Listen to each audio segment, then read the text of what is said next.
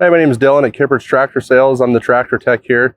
I'm just going to give you a quick tip on what to do with your access strap on your ratchet straps so they don't drag all over the ground and get ruined.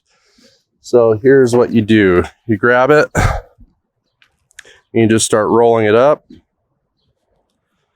And as you're rolling it up, make sure that the center of the circle is large enough to fit this section of the strap through it eventually. So just keep rolling it up.